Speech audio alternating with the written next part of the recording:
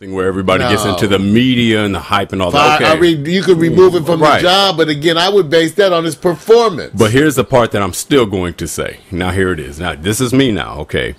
Somehow, military and politics are supposed to be distinctly separate, but military is political. Well, it's under the umbrella of policy. It's not separate. They direct. They would tell you, we don't make the decisions. That's right. The military's job is very specific. Right. They don't want to decide who is right, who is wrong. Right. All they want to do is do the task that they're at hand. I agree. So that's why they're not politicians. Right. But they operate under political control. And the part that gets me is that you take, if you look at the guy's background and go, look at this man, he should not be fired. But you know what? He's going to do an interview with Rolling Stone. Where does the flag wave? Now, I'm behind you on this one. Now you know where does the flag get waved? But Vic, let me tell you something. I'll bet you $50 to 1 that he didn't want to do that interview. Someone he didn't go looking for that interview. I don't have a Someone calls you up and goes, "Hi, Bob. We're over at Command Central, right? And we're setting up an interview." Oh shit! Another interview. Don't do it. No, Vic. He's in the military. I know that. Vic. They don't military does not operate on a principle that you get asked to do stuff. Right, I know that. He gets a call that says, "Bob, you'll be interviewed this Friday." Rolling Stone. And now you can talk, because you know this other guy who you're talking to, and even though you're a military hierarchy, right, you might say, "Oh shit," but you follow orders. Right. So when they tell you you're doing a press conference, you're doing a press conference. And don't talk about anybody bad. I bet you they don't give him that kind of again. Oh, that's bad then. And again, because remember now, so this is where I think the public's expectations are unrealistic. Right. He's in charge of Afghanistan. Right. They're not going to take a whole lot of time out to prep him. I agree. For the interviews. It's not like the president who has a regular. So to me, they're setups. They actually are setups for disappointment because I agree. You're asking. That's like asking the ER doctor to comment on the case. And hospitals don't. You notice that they don't do. Why? Because they would do a lousy job. I agree, but I think he's also of that mindset that he's a general, and I think most generals walk in the way where who's going to be the one to tell him how to talk? And there are generals who go like this. Who's going to be the one that's going to go over there and be the one that says, I have to start acting a certain way? I am a general. I'm a military commander. Who's going to do that? Depending on who they're talking to in the military, they get told how to talk all the time. Right, I know. So that part of that culture is that they follow orders. Is that they follow orders. Right. So he's used to being told what to do, and his commander in chief is the president. Right. So to me, it's more or less.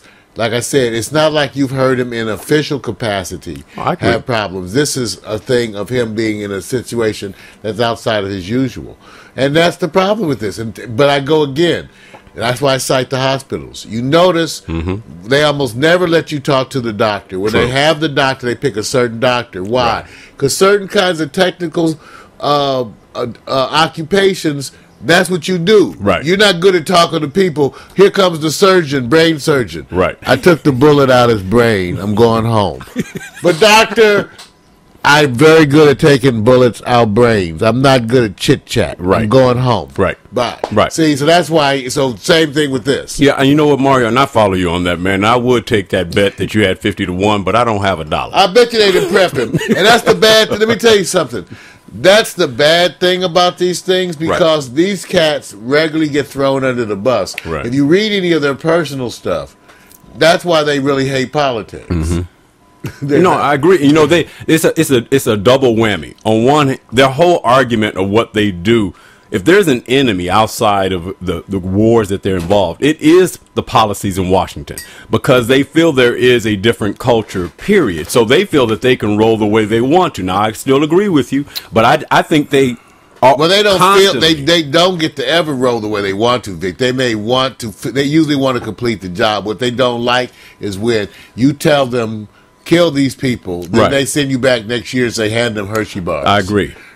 But I go like, that's not my job. My job is not the Hershey bar people. But since we sent you over there, right, we want you to be there handing out the Hershey bar. Right. And the part I'm saying is that they're not disobeying anything. I just think there's a culture of it's like corporate and outside of corporate. It's like corporate and corporate sales, and everybody says, well, headquarters or whatever. They follow, but they still have this culture about what are they going to do now? They may complain. Yeah, they are complaining. But my point is that, they are in an organization where following protocol and order is taken to the degree of which people don't understand. Right. You, as a soldier, you could be locked up. Right. Remember, they could execute you for falling asleep. I know that. So people have to understand this is a level of order of occupation where there's no room for flexibility on that level of these absolute kind of discipline, and following the process that's worked for a long time. Absolutely, yeah, I agree with you. Absolutely, that's what it just does not happen. Yeah, and when people realize, oh no one ever does that. We say no one. Well, I had to pose those situations because Leon down the street told me to ask you and say, ask him this. Why do they do this? But on the other hand, they act up. Okay, Vic.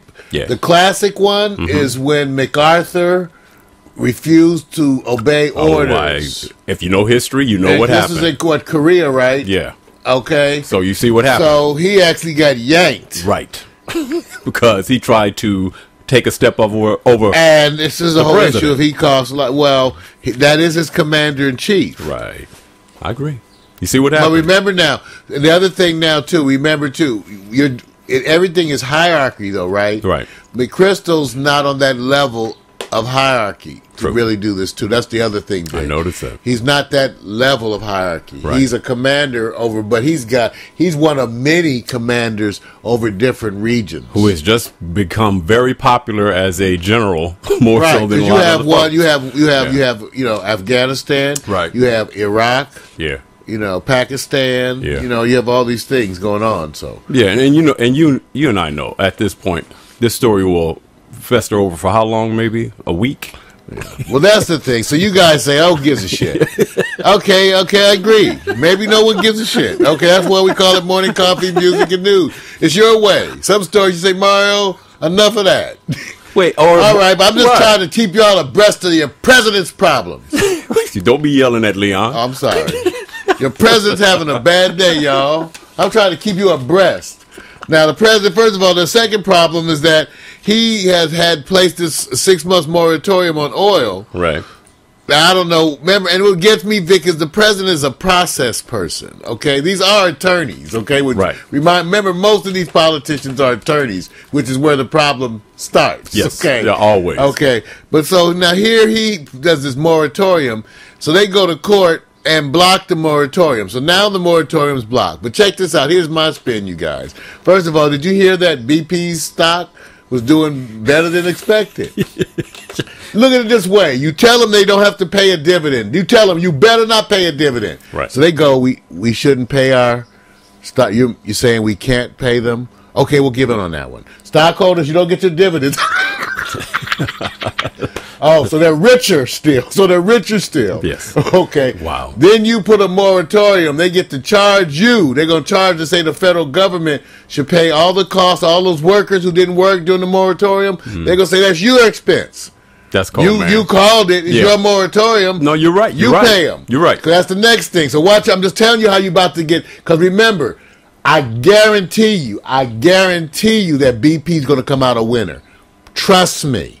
Trust me. Yeah. Always. Go look at Exxon. Right.